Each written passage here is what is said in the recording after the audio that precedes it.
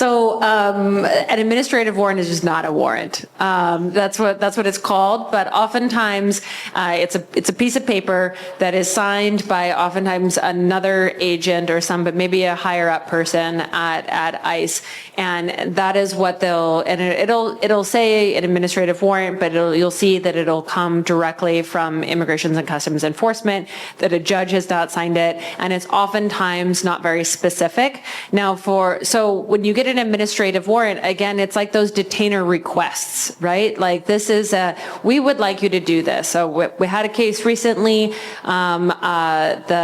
the ERO, which is like the internal removal operations of ICE and Homeland Security investigations, were looking for some individuals on Hawaii Island. They came to the property with administrative warrants, and the advocates that were there and community members were like, let me see your judicial warrant.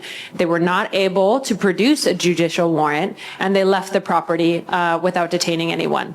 Unfortunately, good and bad, they stood up and they pressed them to go and do the whole job that they have to do, and so to the best of our knowledge, then those agents did go to a judge and get a judicial warrant, and the judicial warrant will be signed by a judge, and it will have a recent time, like a window for when they're supposed to be coming to it, and it should have a location. So if the judicial warrant says that it is for St. Andrews, and they come to see you at Church of the Crossroads, that ain't you.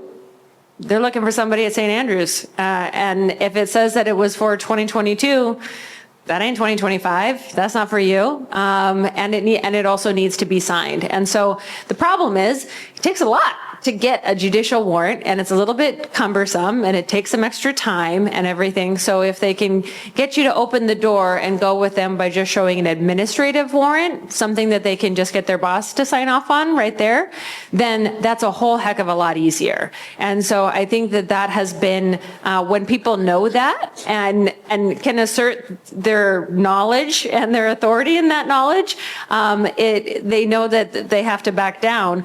But that power differential, I tell you, gives me chicken skin to watch some of our sisters and fellow advocates standing up to 8 agents and saying, I don't care that you came here with guns and a badge, show me your warrant. And I was like, that's some serious balls.